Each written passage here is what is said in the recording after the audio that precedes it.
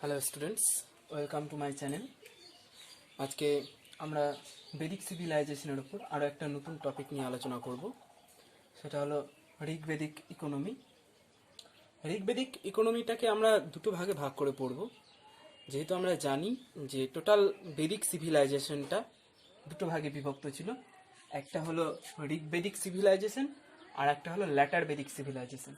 তো আমরা ইকোনমিটাকেও ঠিক দুটো পোর্শনে ভাগ করে পড়ব, Rigvedic economy and later Vedic economy. এই পুরো ইকোনমি জিনিসটা কি সেটাকে বোঝার জন্য আমরা আরও কতগুলো ছোট ছোট সাব পয়েন্টে ভাগ করে নেব বিষয়টাকে।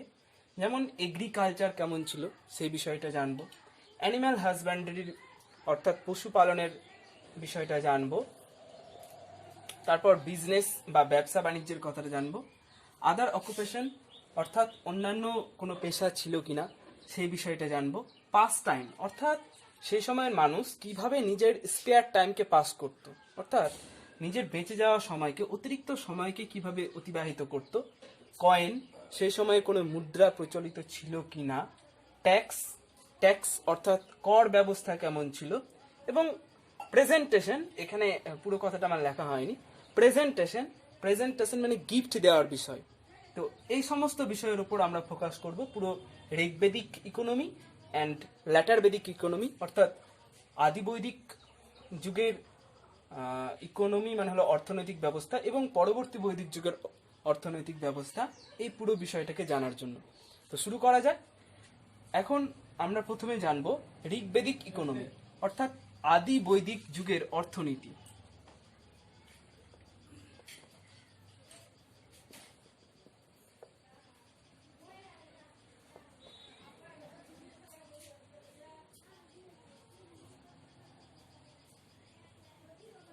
আদি বৈদিক যুগের অর্থনীতি, প্রথমে এগ্রিকালচার। এগ্রিকালচার ছিল এই বেদিক ইকোনমির ব্যাকবোন অর্থাৎ মেরুদণ্ড। মানে পুরো ইকোনমিটা, পুরো অর্থনৈতিক ব্যবস্থাটাই গড়ে উঠেছিল কৃষিকাজকে কেন্দ্র করে। ওকে, কারণ আমরা জানি যে এটা ছিল একটা কি রুরাল সিভিলাইজেশন অর্থাৎ গ্রাম কেন্দ্রিক সভ্যতা, আর গ্রামের মানুষের প্রধান কাজটাই ছিল কিন্তু কৃষিকাজ করা। ঠিক আছে, তাহলে কৃষিকাজ অর্থনীতির মেরুদণ্ড।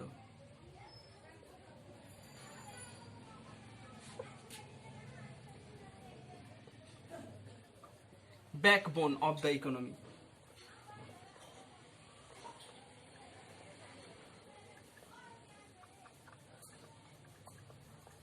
এই সময় কোন কোন ফসল চাষ হতো? প্রধানত জব জব বা বার্লি, জব এবং বার্লি এই দুটো ফসলের প্রধান চাষ হতো। এছাড়া আরো বিভিন্ন রকম ফসল ছিল সেই যুগে, যেমন ধান, গম, এইসব ফসলও ছিল, তবে সেগুলো খুব কম পরিমাণে। প্রধান যে ফসল দুটো ছিল সেটা হলো জব এবং বার্লি। ওকে, এই সময়ের কৃষিকাজের পদ্ধতিটা, সিস্টেম যেটা, সেটাকে বলা হয় শিফটিং কাল্টিভেশন।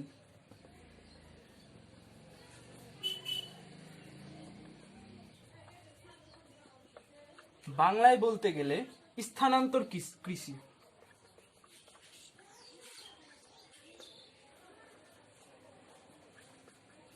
কিভাবে এই শিফটিং কাল্টিভেশন বা স্থানান্তর কৃষি জিনিসটা কি না করা হতো কি, তখনকার দিনে তো এগ্রিকালচারাল ল্যান্ড এত বেশি অ্যাভেলেবেল ছিল না, তার জন্য করা হতো কি, কোনো একটা বড় বন বা জঙ্গলের সমস্ত গাছপালাকে কেটে দিয়ে সেটাতে আগুন ধরিয়ে দেওয়া হতো। এবার মানে গাছপালাতে এভাবে কেটে আগুন ধরিয়ে দেওয়াতে কি হলো, একটা তোমার এগ্রিকালচারাল ল্যান্ড বা কৃষি জমি তৈরি হয়ে গেল। দ্বিতীয়ত, ওই যে গাছগুলোকে পুড়িয়ে দেওয়া হলো তার ছাই, সেটা কিন্তু ফার্টিলাইজার বা তোমার সার হিসেবে কাজ করত। এবার ওই যে ফাঁকা জায়গাটা, সেখানটাতে প্রধানত বর্ষাকালে বিভিন্ন ধরনের ফসলের চাষ করত, জব, বার্লি, এ সমস্ত ফসলের চাষ করত। তো এই পুরো সিস্টেমটাই হলো শিফটিং কাল্টিভেশন। এই শিফটিং কাল্টিভেশনটা ইন্ডিয়াতে শুরু হয়েছিল বেদিক সিভিলাইজেশনে, কিন্তু এখনো এই ধরনের শিফটিং কাল্টিভেশন আমরা দেখতে পাই। বিশেষত এই শিফটিং কাল্টিভেশন দেখতে পাওয়া যায় আসামের হিলি রিজিয়নে, যেখানে ওখানকার যারা উপজাতি এসটি অর্থাৎ শিডিউল ট্রাইব যারা, তারা মেইনলি এই শিফটিং কাল্টিভেশন বা স্থানান্তর কৃষিটা মানে এখনো করে, ওই প্রসেসটা এখনো কন্টিনিউ রয়েছে। যদিও এটা এনভায়রনমেন্টের পক্ষে খুবই ক্ষতিকারক, তোমরা বুঝতেই পারছো। এখনকার দিনে মানে পলিউশনটাকে রোখার একমাত্র উপায় হলো গাছ, প্রচুর পরিমাণে গাছ লাগাতে হবে, ট্রি প্ল্যান্টেশন প্রোগ্রাম ইত্যাদি বিভিন্ন কথা আছে। তা সত্ত্বেও কৃষিকাজের জন্য কিছু উপজাতি শিডিউল ট্রাইব মানুষ কিন্তু তারা স্থানান্তর কৃষি বা শিফটিং কাল্টিভেশন করছে, যাতে প্রচুর পরিমাণে গাছপালাকে কেটে ফেলে দিচ্ছে। যাই হোক, তারা মডার্ন টেকনোলজি থেকে অনেকটা পিছিয়ে, সেই জন্যই হয়তো সেটা করছে। ঠিক আছে, তো এটা গেল স্থানান্তর কৃষি বা শিফটিং কাল্টিভেশনের ব্যাপার। আর সেই সময়ে কি হতো বলতো, সেই সময়ে শিফটিং ইরিগেশনেরও ব্যবস্থা ছিল। ইরিগেশন মানে কি? ইরিগেশন মানে হলো সেচ। সেচের জন্য একটা খাল কাটা হতো, সেচের খালকে বলা হতো কুল্ল।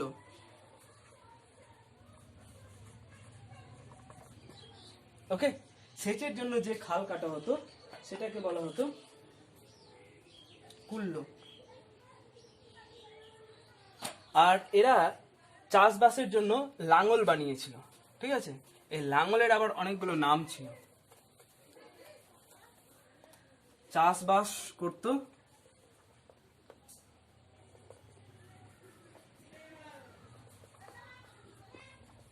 লাঙল দিয়ে। ঠিক আছে, লাঙল ইংরেজিতে বলা হয় প্লো। এই লাঙলের আবার কি কি নাম ছিল, যেমন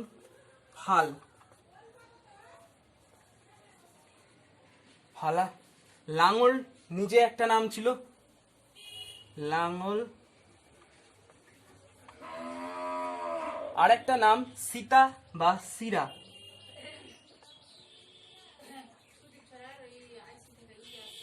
ওকে, তাহলে এই সব নামগুলো ছিল লাঙলের। এই জিনিসগুলো আমাদের একটু মাথায় রাখতে হবে।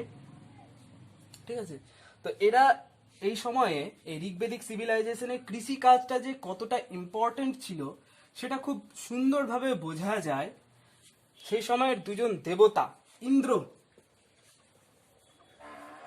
অ্যান্ড ক্ষেত্রপতি। এই দুটো দেবতার নাম থেকে। ইন্দ্রকে বলা হতো উর্বরাজিৎ। ইন্দ্রকে বলা হতো উর্বরাজিৎ।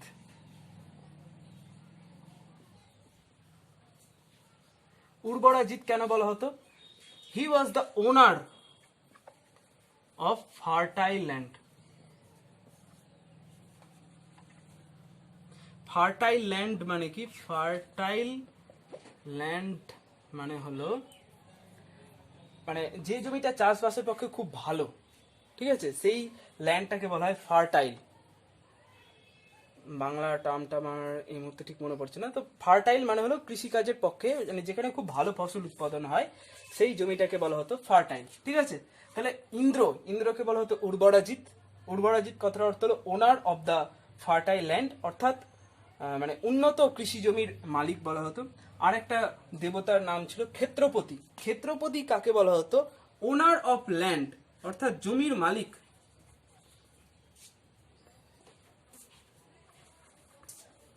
ওনার অফ ল্যান্ড বা জমির মালিককে বলা হতো কি? ক্ষেত্রপতি।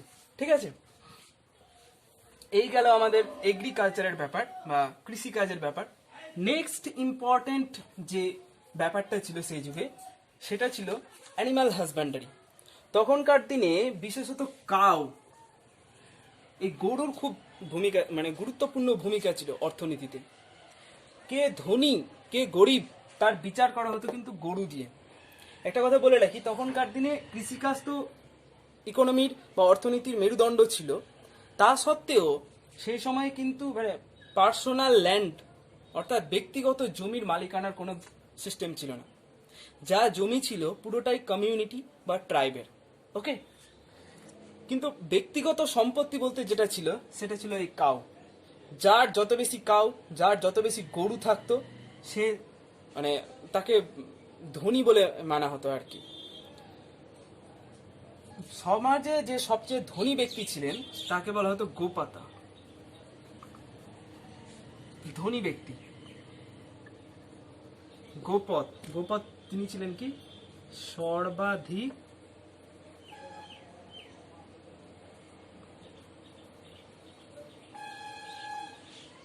ধনী ব্যক্তি, ঠিক আছে। তখনকার দিনে কোনো কিছু যদি মানে কিনতে যেতে হতো, তাহলে এখন তো আমরা কি কি করি, কোনো জিনিস যদি বাজারে কিনতে যাই তাহলে টাকা পয়সা দিই। তখনকার দিনে টাকা পয়সার পরিবর্তে কিন্তু কাউ বা গরু দিতে হতো। উল্লেখ্য যে একটা মানুষের দাম ছিল 100টা গরুর। 100টা গরু দিয়ে একটা মানুষকে কিনতে পারা যেত, এমন ব্যবস্থা ছিল ঋগ্বেদিক সিভিলাইজেশনে, অর্থাৎ আদি বৈদিক যুগে এই ধরনের সিস্টেম ছিল। তাহলে গরু আমরা বুঝতে পারলাম, এবং আমরা এটা আরো ভালোভাবে বুঝতে পারি রাজার নাম থেকে। রাজাকে আমরা এর আগের দিন আলোচনা করেছিলাম, রাজাকে কি বলা হতো, গোপতি, অর্থাৎ প্রোটেক্টর অফ কাউ বা গো রক্ষক, যিনি গরুর রক্ষা করতেন। তো গরু ছাড়া আরো বিভিন্ন ধরনের পশুকে পশু পালন করা হতো। বিজনেসের প্রতি সেই সময়ের মানুষের খুব একটা ইন্টারেস্ট ছিল না, কারণ ব্যবসা বাণিজ্য তখন ভারতবর্ষে সেইভাবে ডেভেলপড করেনি। তাছাড়া আরো কিছু অকুপেশন ছিল, যেরকম ছুতোর, ছুতোর বলে একটা পেশা ছিল। তাছাড়া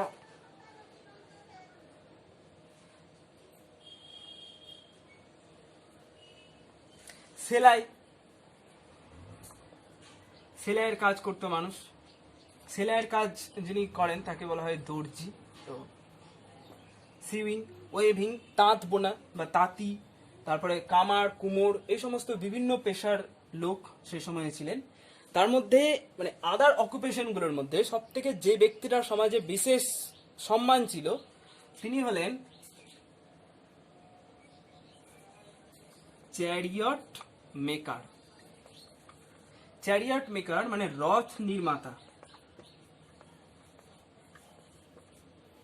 আমরা বেদিক সিভিলাইজেশন মানে মহাভারতের কথা উল্লেখ করতেই পারি, কারণ মহাভারতের যে কাহিনীটা সেটা পুরোপুরিভাবে কিন্তু বেদিক সিভিলাইজেশনের সোসাইটির একটা রিফ্লেকশন। তো সেই সময় আমরা দেখেছি যুদ্ধ করতে গেলে সব থেকে ইম্পর্টেন্ট যেটা ছিল রথ। তো রথ যিনি তৈরি করতেন, রথ নির্মাতা, তার কিন্তু সমাজে বিশেষ ভূমিকা ছিল, বিশেষ সম্মান ছিল, উচ্চ সম্মান ছিল। এবং রথ চালনা বা চ্যারিয়ট রেসিং, এটা ছিল কিন্তু তাদের একটা মানে পাস টাইম। আমরা আমাদের স্পেয়ার টাইম অতিবাহিত করার জন্য যেরকম লুডো ছক্কা, বিভিন্ন গেম, আজকাল তো পাবজি খুব ফেমাস, তো বিভিন্ন গেম যেমন খেলি, ঠিক সেই রকম তখনকার দিনে কিন্তু রথ চালনা, চ্যারিয়ট রেসিং একটা মানে খুব ওদের পাস টাইমের খুব গুরুত্বপূর্ণ একটা দিক ছিল। আর একটা ছিল পাশা খেলা, পাশা খেলা বা ডাইস গ্যাম্বলিং বলা হয় ইংরেজিতে এটাকে, ঠিক আছে। তাহলে পাশা খেলা এবং রথ চালনা এটা ছিল তাদের পাস টাইমের মানে পাস টাইম আর কি। আমরা একটু আগে বললাম যে সেই সময়ে ব্যাটার সিস্টেম অর্থাৎ বিনিময় প্রথার মাধ্যমে মানে জিনিস আদান প্রদান হতো, ঠিক আছে। বিনিময় প্রথার মাধ্যমে ধরো বিনিময় প্রথাটা কি, ধরো চাষি নিজের ধান বা গম এ সমস্ত নিয়ে গেছে কামারের কাছে কোনো লোহার অস্ত্র বানাবে, বা হয়তো কুমোর যে মাটির জিনিসপত্র নিয়ে এসছে চাষের ঘরে, মাটির জিনিসপত্র পরিবর্তে সে ধান গম এসব নিয়ে যাবে। তো এটা হলো বিনিময় প্রথা। সেই যুগে বিনিময় প্রথার মাধ্যমে মানে জিনিসপত্রের আদান প্রদান হতো, ব্যবসা বাণিজ্য চলতো। কিন্তু সেই সময় আবার এক দুটো কয়েনও ছিল, বিশেষত নিস্কো,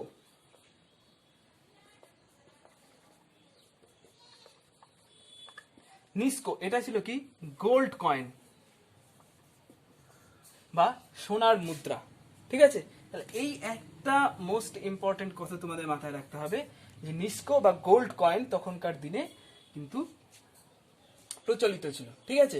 যদিও এখনকার যে এখনকার কারেন্সির মতো এই নিস্কো বা গোল্ড কয়েনের এতটা গুরুত্বপূর্ণ ভূমিকা ছিল না, তা সত্ত্বেও যে গোল্ড কয়েনটা ছিল সেটার নাম নিস্কো। ওকে, ট্যাক্স, ওল্ডেস্ট ট্যাক্স যেটা ছিল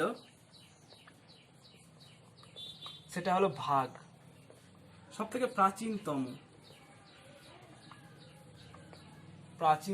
কর। ওকে, একদম ওল্ডেস্ট ট্যাক্স এটা ছিল ভাগ। আর নেক্সট যে ট্যাক্সটা ছিল সেটা হলো বলি। বলি ট্যাক্সটা কি না, আমরা একটু আগে আলোচনা করেছি যে ব্যক্তিগত মালিকানার কোনো ব্যাপার ছিল না। তো ব্যক্তিগত মালিকানা যখন ছিল না, ওদের যে পুরো টেরিটরি, ওদের যে পুরো রাজ্যটা, সেটাকে তো চালাতে হবে। ওই রাজ্যটাকে চালানোর জন্য মানুষরা স্বেচ্ছায় তাদের মানে ইনকাম অর্থাৎ উপার্জনের কিছু অংশ দিয়ে দিত, সেটাই হলো বলি কর, ঠিক আছে। আমরা দেখব পরবর্তীকালে ল্যাটার বেদিক পিরিয়ডে এই বলি করটা কিন্তু আর স্বেচ্ছায় নয়, মানে মানুষকে দিতে হবে, বাধ্যতামূলক করে পরিণত হয়েছিল, ঠিক আছে। তো এই দুটো গেল ট্যাক্স সিস্টেম। আর প্রেজেন্টেশন,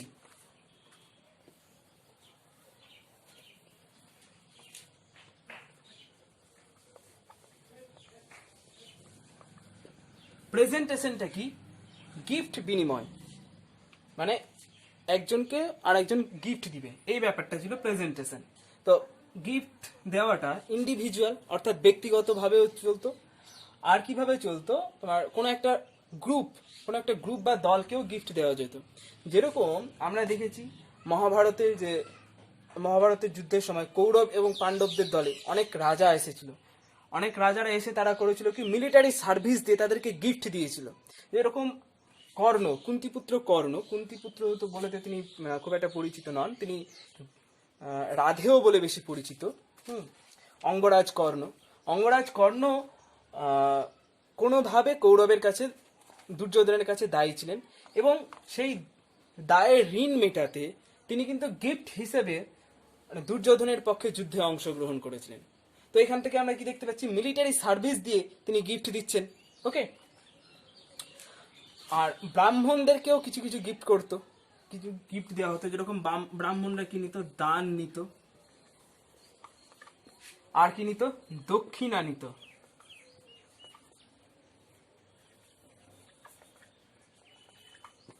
দান এবং দক্ষিণা, দান জিনিসটা কি, কোন একজন ব্যক্তি আসলো ভিক্ষা চাইতে তোমার কাছে, তুমি স্বইচ্ছায় 5 টাকা বা 10 টাকা দিয়ে দিলে, এটা হলো দান।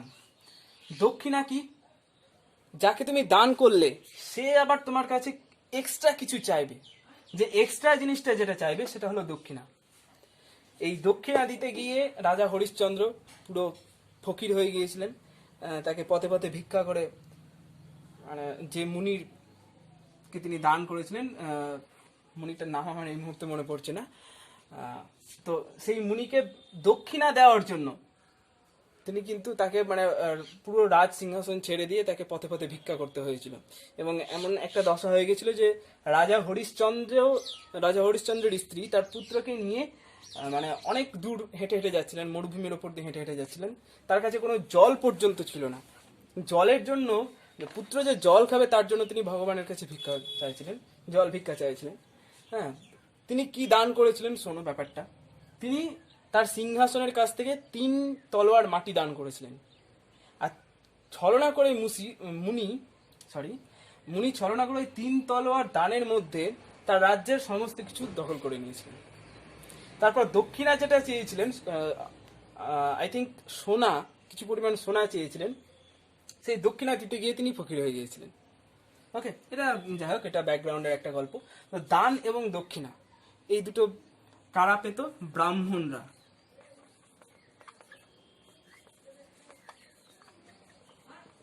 ব্রাহ্মণরা পেত।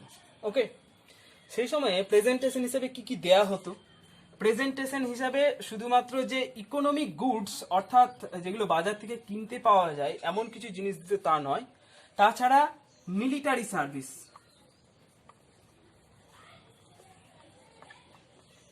মিলিটারি সার্ভিস দিত, ওম্যান দিত, বাড়ির মেয়েদেরও মানে দান করতে বাধ্য হতো। সেই সময়ে মানে বিয়ের একটা খুব মানে একটা এক বিশেষ ধরনের বিয়ের প্রথাই ছিল। সেই বিয়ের প্রথাটা কি, মানে কোনো একজন পুরোহিত তোমার বাড়িতে আসবে পুজো করার জন্য, আর পুজো করার দান হিসাবে সে একটা মেয়েকে পাবে, ওই মেয়েটাকে নিয়ে যেয়ে বিয়ে করবে। এটার একটা আলাদা নাম আছে, ঠিক আছে। তো এই গেল প্রেজেন্টেশনের ব্যাপারটা। তো এটা পুরোটাই গেল ঋগ্বেদিক ইকোনমি। এরপরে আমরা চলে আসবো letter Vedic economy. Letter বেদিক ইকোনমিটা comparatively ছোট, ওকে।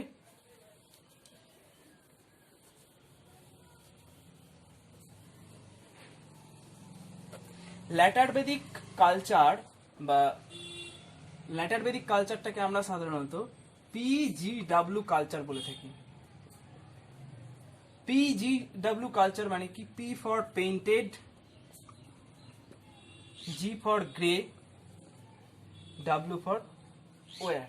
এটা কিছুই না, এটা এক বিশেষ ধরনের মাটির পাত্র, ঠিক আছে, যেটা গ্রে অর্থাৎ ছাই রং করা, মানে ছাই কালারের রং করা থাকতো ওই পাত্রটাতে। ওই পাত্রটা সেই সময় খুব বেশি বিখ্যাত ছিল, পেইন্টেড গ্রে ওয়্যার, ঠিক আছে। তো এই জন্য এই কালচারটাকে আমরা PGW কালচার বলে থাকি, ঠিক আছে। এই সময়ে হয়েছিল কি, এই সময় তোমার লোহার ব্যবহার খুব বেশি করে প্রচলিত হয়েছিল। আমরা দেখেছি যে ইন্ডাস ভ্যালি সিভিলাইজেশনে মানুষ লোহার ব্যবহার জানতো না। তারপরে যখন আর্যরা আসলো, আর্যরা এদেশে আসার সঙ্গে সঙ্গে লোহার ব্যবহার শুরু হয়। কিন্তু ঋগ্বেদিক এজে লোহার ব্যবহারটা সেইভাবে বিকাশ লাভ করেনি। মেটালার্জি, এক কথায় মেটালার্জি ঋগ্বেদিক এজে সেভাবে ডেভেলপ করেনি। সেই সময়ে কিছু কিছু অস্ত্রশস্ত্র কপার দিয়ে তৈরি করা হতো ঠিকই, কিন্তু লোহার অস্ত্রশস্ত্র সেভাবে পাওয়া যায়নি ঋগ্বেদিক এজে। ল্যাটার বেদিক এজে এসে কি হচ্ছে, বিষয়টা পুরো উল্টে যাচ্ছে। ল্যাটার বেদিক এজে এসে মানে লোহার বিস্তর ব্যবহার দেখা যায়, ঠিক আছে। অস্ত্রশস্ত্র, রাজাদের অস্ত্রশস্ত্র বিশেষত লোহা দিয়েই তৈরি হতো, ঠিক আছে। এই সময় সম্ভবত খুব ভালো কামার ছিলেন, এবং মানে মেটালার্জি বা ধাতুবিদ্যাটা এই সময় বেশ ডেভেলপ করেছিল। সেই সময় মানে সীসা, তামা, সোনা, রূপা, ব্রোঞ্জ,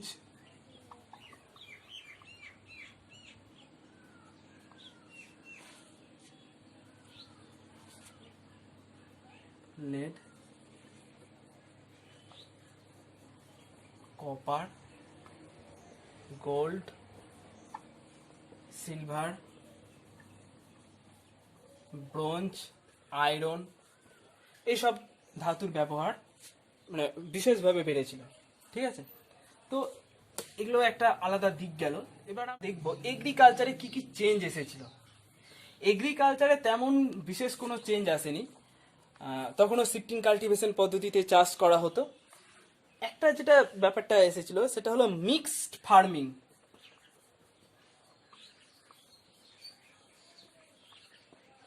মিক্সড ফার্মিং ব্যাপারটা এসেছিল। মিক্সড ফার্মিং জিনিসটা কি বলছে, চাষবাসের সঙ্গে সঙ্গে পশুপালন, ঠিক আছে, এই বিষয়টাই ছিল মিক্সড ফার্মিং, ঠিক আছে। আর এই সময়ে ধানের একটা বিশেষ নাম ছিল,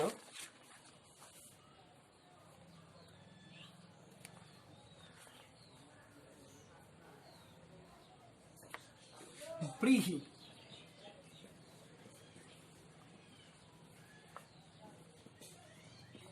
ধান, গম,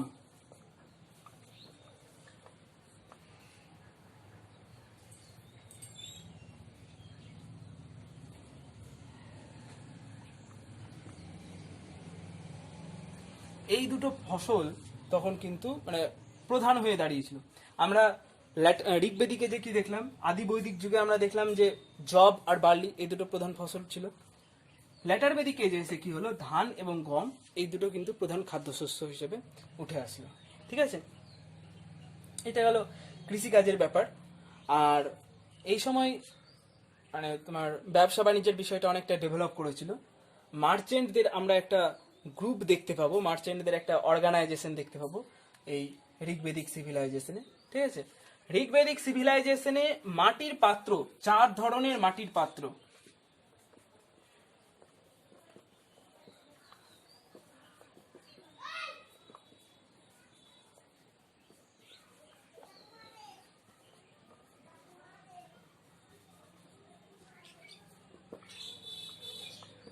চার ধরনের মাটির পাত্র দেখা যায়।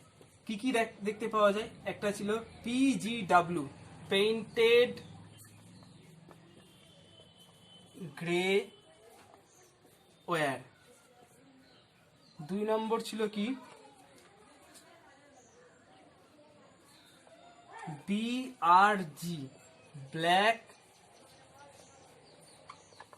And red ware. 3 নম্বরে ছিল জি হবে না, এটা ডাব্লিউ হবে, BSW, that is black slipped ware. 4 নম্বরে যেটা আসলো RW বা রেড ওয়্যার। ঠিক আছে, এই 4 ধরনের মাটির পাত্র দেখা গিয়েছিল। আর এই সময় ট্যাক্স ব্যবস্থাটা কি হয়েছিল? ট্যাক্স ব্যবস্থাটা মানে একটু কঠোর হয়েছিল। আগে যেরকম আমরা দেখেছি ঋগ্বৈদিক যুগে মানুষ স্বেচ্ছায় তাদের উপার্জনের কিছু একটা অংশ দান করতো, কর দান করতো। এই সময় কি হয়েছিল, মানে ফিক্সড প্রত্যেকটা মানুষকে কর দিতে হবে, এরকম বাধ্যতামূলক কর ব্যবস্থা শুরু হয়েছিল। শুধুমাত্র যারা বৈশ্য সম্প্রদায়ের লোক ছিল, বৈশ্যরাই স্বেচ্ছায় কর দান করতো। Okay, that's all, the end for today. Thank you for watching the video, and if you really enjoy the video, please like, share and subscribe.